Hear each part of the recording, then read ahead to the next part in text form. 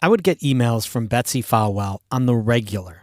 Hey, there's a controversy in Racket Lake you should check out. Hey, there's a controversy in Racket Lake you should check out.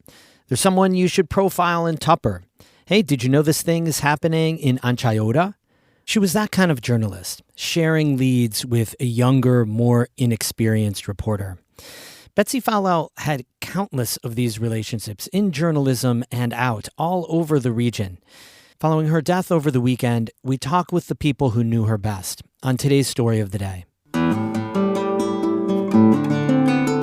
Support for Story of the Day comes from Long Run Wealth, an SEC-registered investment advisor in Lake Placid, providing comprehensive wealth management, retirement, and financial planning solutions. LongRunWealth.com. Hey, I'm David Sommerstein. It's Wednesday, January 8th. First up, federal agencies will be closed tomorrow in honor of former President Jimmy Carter, who died last week at the age of 100. That includes post offices. The U.S. Postal Service will also suspend regular mail delivery, though there'll still be limited package delivery service. According to an executive order from President Joe Biden, some federal agencies may remain open, quote, for reasons of national security, defense, or other public need. A funeral for President Carter will be held in Washington tomorrow. It'll air live on North Country Public Radio. Then his remains will be flown to his hometown, Plains, Georgia, for an afternoon burial.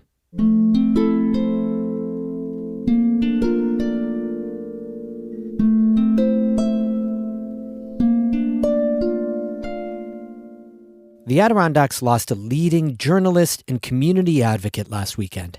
Betsy Folwell died of cancer at her home in Blue Mountain Lake on Sunday. She was 71 years old. Folwell spent much of her career as the editor of Adirondack Life magazine. But she also took on big projects with her husband, like opening a general store and buying a diner. Emily Russell spoke with some of the people who knew her well and has this remembrance. How do you write just one story about a woman who meant so much to so many people, who impacted not just journalism in the Adirondacks, but also people's lives, careers, and how we all see the park? Summarizing Betsy Folwell's life and legacy into one story seems impossible. So for help, I turned to someone whose career was shaped by her, Annie Stolte, the current editor of Adirondack Life magazine. There are just so many facets to who she was, and she cast such a wide net. She knew so many people.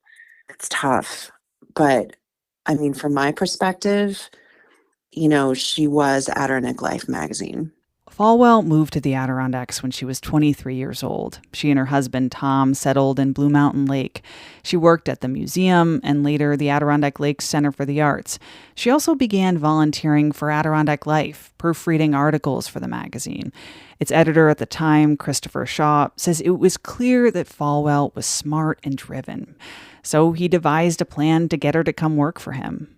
When she left the Art Center, I asked her to write something for me, which she hadn't even been thinking about, and I kind of had to talk her into it.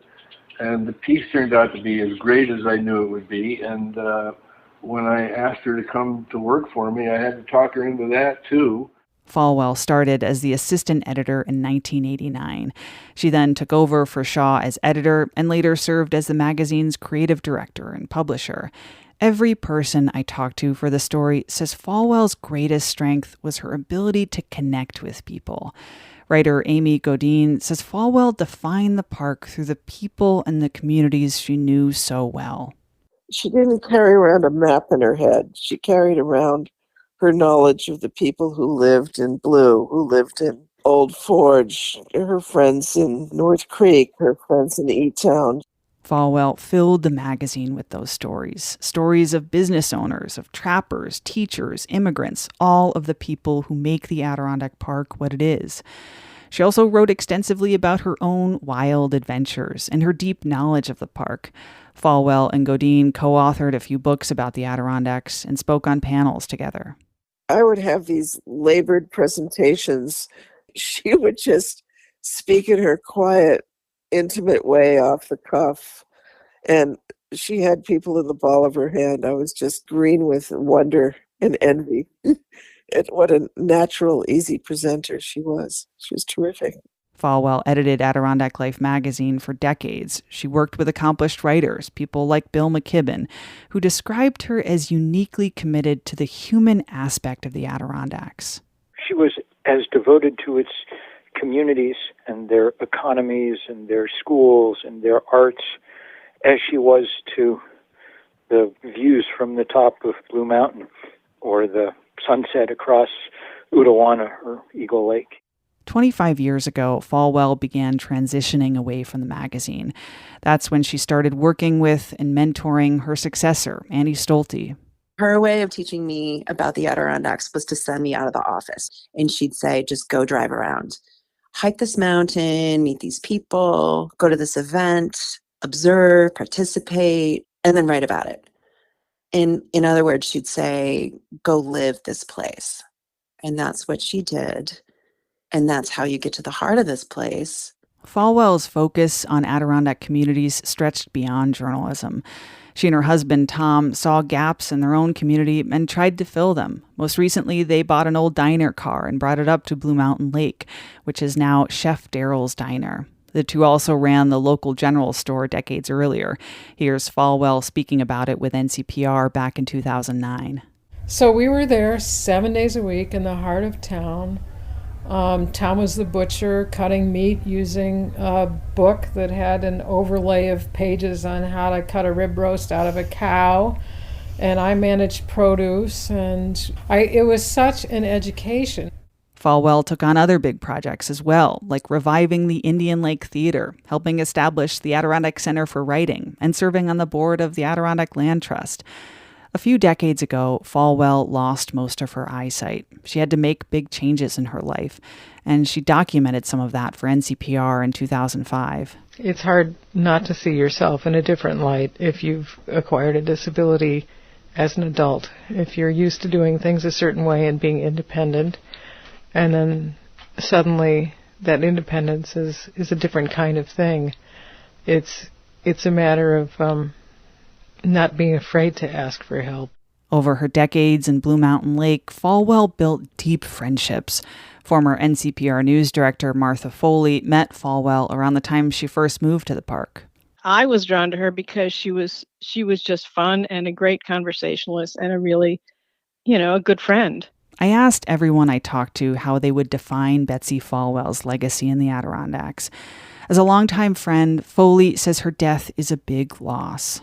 I can't find the reference to this quote, and I'm going to paraphrase it, which is, when an old man dies, it's like a library's burned down. And that's what I'd say about Betsy. There is no way to replace the loss of a friend, of a mentor, of a partner. But Betsy Folwell impacted so many people, and she had shifted her focus to the future of the park and its communities, and to the next generation of leaders, like Sawyer Bailey, who heads 80K Action. She had such a light in her eyes about the future. I knew that she felt like these communities are so strong and have so many years ahead of them of growth and richness. Folwell's legacy also lives on in the Small Wonders Fund, which she created and will be managed by the Adirondack Foundation. The foundation's executive director and Folwell's longtime friend, Callie Brooks, says it will help fund the Adirondack Land Trust, the Adirondack Center for Writing, and other projects she was passionate about. She's going to invest in EMT and paramedic training for Hamilton County residents.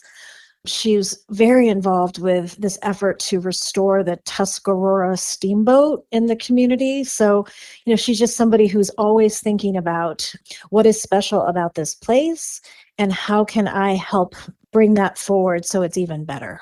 Folwell kept working until the very end of her life, kept sharing ideas and even pitching stories.